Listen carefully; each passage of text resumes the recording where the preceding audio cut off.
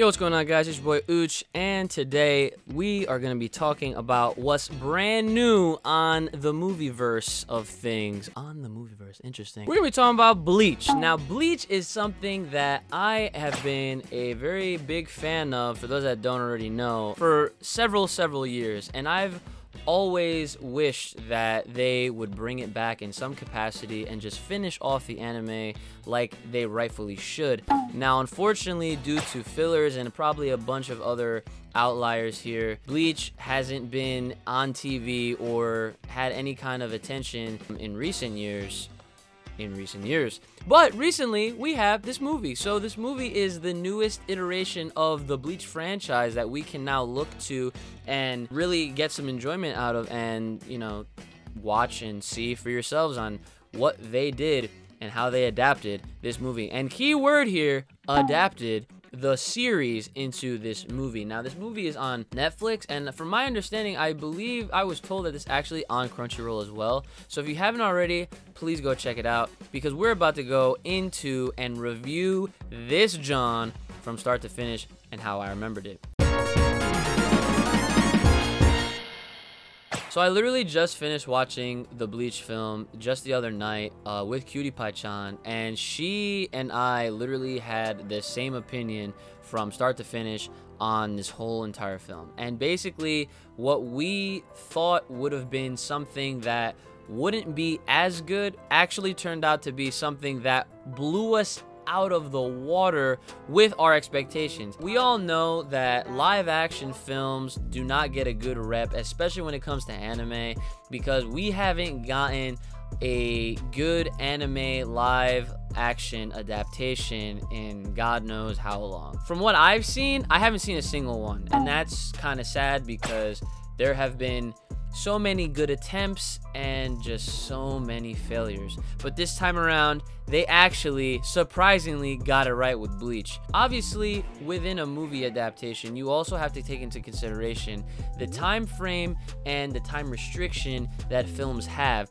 And from what they covered in this movie was actually a good portion, and it fulfilled one of my predictions in this film. And I knew that they were actually going to stop it right at the point where Byakuya and Renji would take Rukia back, or from what the movie showed, Rukia went on her own will. It was, again, different from the original franchise, but something that you guys have to understand is that movies especially will adapt the series in such a way that will sometimes be different from the original, and sometimes you have to accept that and just think it is an adaptation and it's not a carbon one-to-one copy, and it's not gonna do that. And I don't think you'll ever find that in any live action adaptation of any anime. And if you did, more power to you, but just letting y'all know, if you were expecting a one-to-one, it's not gonna happen here. However, coming from a person that literally has not seen Bleach in years and hasn't read the manga and kept up with it in years, the last thing I remember them doing in Bleach was Ichigo and Renji were in a hot tub and they were trying to like renew their strength or something. I think I was around like chapter 515. And as far as the anime goes, since I already read past where they stopped, I thought that after all the fillers that they kept giving us, I was just like, you know what, I'm done.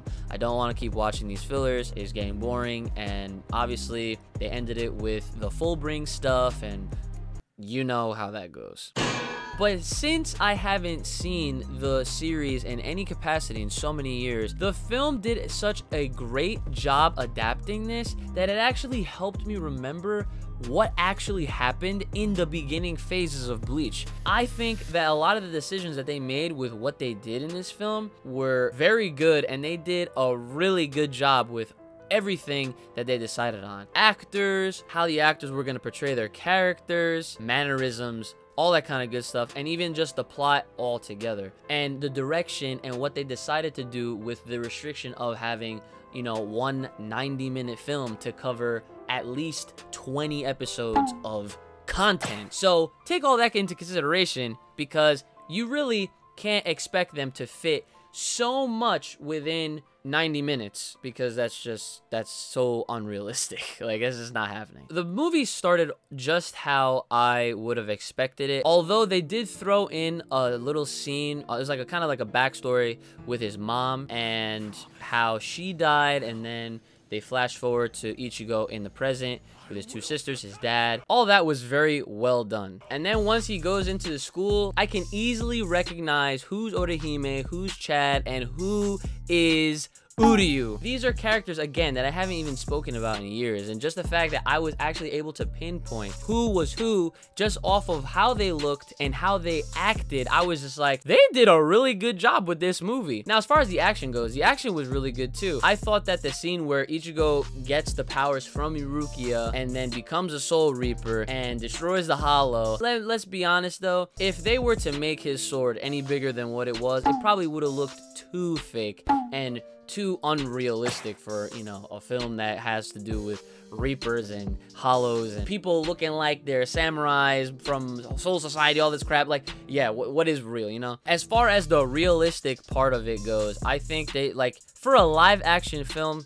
I think his sword was fine, and I thought the action was really good. And I thought all the fight sequences were actually pretty dope, especially all the training sequences that took place between Rukia and Ichigo. And about that, this movie focused heavily on Ichigo, Rukia, and a little bit of Uryu. And why? That is because they all had some kind of direct relationship with what was going on in Soul Society, what was going on with the Soul Reapers, what was going on with Renji, what was going on with Byakuya. And that is why they obviously decided to go along with giving the limelight to Uryu, Ichigo, and Rukia. Rukia lost her powers, had to give them to Ichigo to save his ass. Ichigo got the powers, saved her ass and his ass, and then as a result, saved other people's asses later on in the film. Uryu is a Quincy. He's trying to get revenge on all of the Soul Reapers from Soul Society because they wiped out his clan. So naturally, they're already planting the seed with the whole rivalry thing between Uryu and Ichigo. So, of course, they're not gonna give too much attention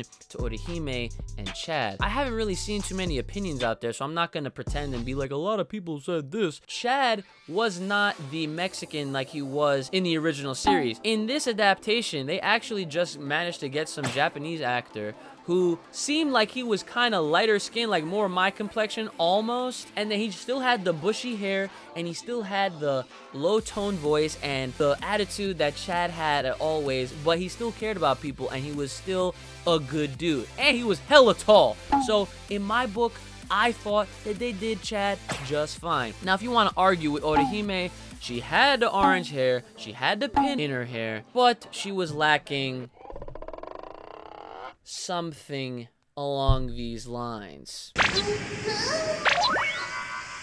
Oh my god! So if you fill the circles with what I'm trying to throw at you, she wasn't as busty as people might have expected her to be if you look at her model from the original series. But so let's be honest, man, that's okay. Like, you don't need to be busty on my freaking movie to be accurate, okay? They at least got the characters down packed at their core. How did they look? How did they act? And what were their relationships to the characters and their roles in the series and the movie? So I thought that they did them justice. I think that in the next film, if it actually does happen, which I really do think it should, because this film was probably one of the best adaptations I've ever seen, especially on a live action movie. I think that once the second movie comes around, they will obviously pay more attention to Chad and Orihime, and they will then take their important role in the film. And we even got a little glimpse of Urahara. We got to see his shop, and like just the character model itself, minor differences. He had the purple jacket on rather than the green, representing, and shout out to the Barney color palette. But again, just adding on to everything that I'm saying, that I'm trying to show my opinion off, that if you were thinking twice about it, just watch the movie. The movie was actually really good. If you compare it to a movie like Attack on Titan, if you compare it to a movie like Dragon Ball, if you compare it to a movie like The Last Airbender, this movie blows them all out of the water. Oh, we can't forget Death Note.